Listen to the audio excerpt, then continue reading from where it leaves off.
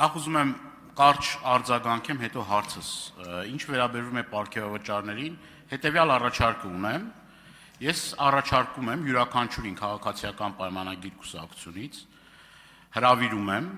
այն պարգևավճարները, որ մենք ստացել ենք, մենք ամբողջությամբ ուղղել ենք սոցիալական ծրագրերին, բայց ոչ թե կամերաների ներկայությամբ մի քանի կիլո կանֆետ գնում ենք եւ ընտանիքներին բաժանում ենք եւ փիարվելու խնդիր ունենք, այլ իրապես գետնի վրա գործ ենք անում։ Ես կրկնում եմ, ինչ ասում եմ, հիմնավոր եմ ասում, ոչ թե ձեր նման պարոն Փաշինյան, մերկապարանոց հայտարարություններ եք անում ծառայող փող ստանալու։ Միգուցե դա սեփական փորձից եք ասում։ Ես եւ իմ գործընկերները ծրարով փող երբեք չենք ստացել եւ չենք պատրաստում ստանալ որևիցե մեկից։ Եվ ես իմ հարցին անդրադառ, իմ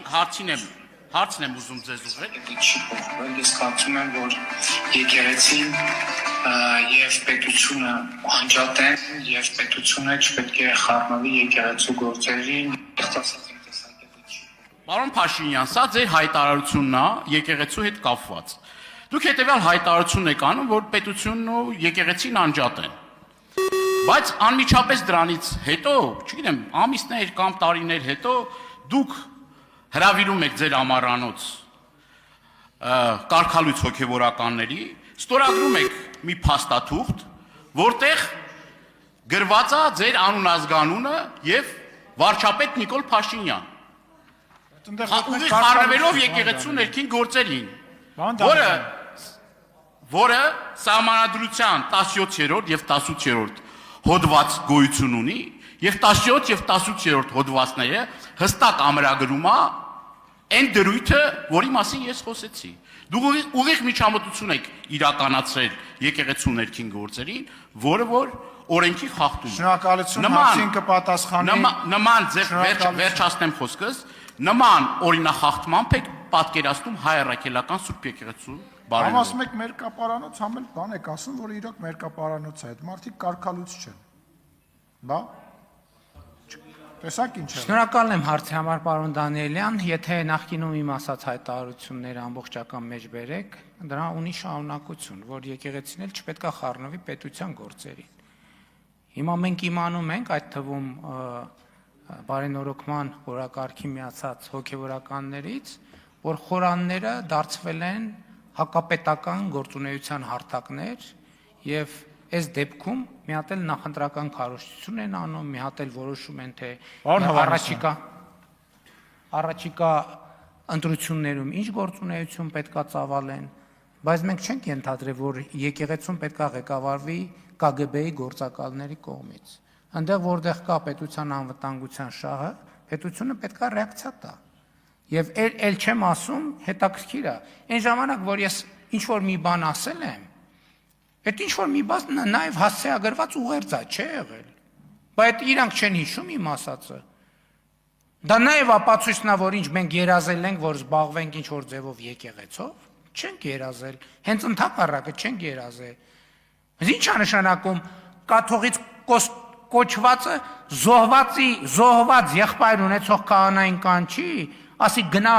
1000 ներողություն եմ, ասի գնա մորդ վերցրու, գնացեք կառավարության դեմը ցույց արեք։ Էս ում պահված կա, էս դուրս պրծուկի պահված կա։ Ինչ կամ եկեղեցին, ձեր ասած մարդիկ ինչ կապ ունեն եկեղեցու հետ։ Եկեղեցին, եկեղեցու գլուխը մեր Տեր եւ Փրկիչ Հիսուս Քրիստոսն է, եկեղեցին ժողովրդով է եկեղեցին։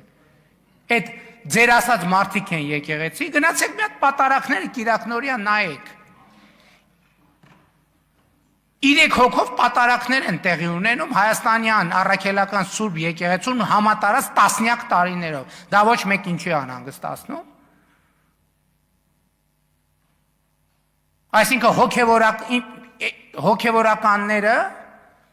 առանձին բացառություններով վերցած, ովքեր կարեցել են համայնք ձևավորել, իսկ նրանք ովքեր կարեցել են համայնք ձևավորվել, հիմա հերթով կարգալույց են արվում,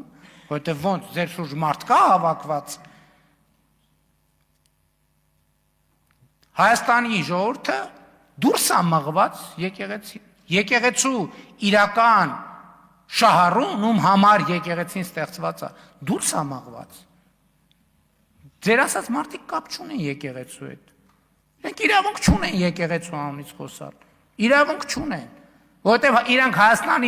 Հայաստանյա Առաքելացական Սուրբ եկեղեցու բոլոր կանոններով վաղուց իրանք հոգևորական չեն ընդհանրապես։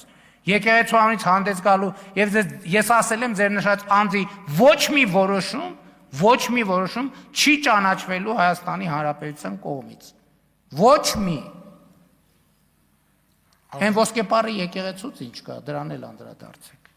Արձագանք։ Ասեք դրա մասին։ Իսկ կարող եք մի հարցի անկեղծ պատասխանել, ակնկալում Ես բոլոր հարցերին անկեղծ եմ։ Իսկ ձեր շուրջը հավաքված տիրադավ եպիսկոպոսները ինչ կենսագրություն ունեն եւ նախկինում դուք մոռացել եք այն որակումները, որ տալիս եք այդ մարդկանց հասցեին։ Ես կարող եմ ձեզ տրամադրել բոլոր այն նյութերը, որոնք որ նախկինում դուք ասում եք այդ մարդկանց հասցեին։ Հիմա ձեր միջոցով են այդ մարդիկ բարենորոգվելու եւ բարեկարգվելու եւ ինչ վերաբերվում է նրան, որ եկեղեցիների ես բազմաթիվ պատարակների եմ մասնակցել եւ խնդիր չի ունեցել եկեղեցին։ Իսկ ձեր պարագայում դուք վարչական ռեսուրսի չարաշահմամբ դա շատ ակնհայտ է։ Դուք վարչական ռեսուրսի չարաշահմամբ մարդկանց տիպողաբար հիվանդանոցից հանելով, հիվանդանոցից հիվանդ մարդուն հիվանդանոցից հանելով բերում եք պատարակի։ Այս էլ ձեր շուրջ ձեր կողքը հավաքված եկեղեցականի իրական պատկերը ես ձեզ ցույց տամ։ Ուրեմն ես ասում եմ նա պիտի ընտրվի։ Արաբուտյան արդեն ոչնչացրեց Սուրբ ոգին իրեն։ Նույն պարլամենտում ոչնչացվեց եւ դա Աստծո հրաշքն է։ Այս հոգևորականն է ձեր շուրջը, պարոն Փաշինյան։ Այս հոգևորականը, որ ասում եք Վազգեն Սարգսյանի գնդակահարությունը, դա Աստծո հրաշք է։ Ձեր ուխտերթին է այս հոգևորականը մասնակցում։ Մեր պատարակներին չի մասնակցում, դուք խոսում եք բարենորոգումից։ Լուրջ եք ասում, սրա միջոցով եք բարեփոխումներ անելու, թե ձեր բնորոշմամբ Բենթլի Սամոյի։ Տիրադավը ձեր տեր եւ փրկիչ Կտրիչ Ներսիսյանն է։ Սկսենք դրանից։ Երկրորդը այն մարդիկ, ովքեր բարենորոգման օրակարգին միանում են, այդ մարդիկ ընդունում են իրենց մեղքը այսօր այդ թվում ես այսօրվա վիճակի համար եւ ապաշխարությունը, մեղքերի թողությունը, մեղքերի քավությունը քրիստոնեության հենասյուներից մեկն է, հենասյուներից մեկը։ Եվ առանց դրա ընդհանրապես չկա քրիստոնեություն։ Գոյություն չի կարող գոյություն ունենալ քրիստոնյա։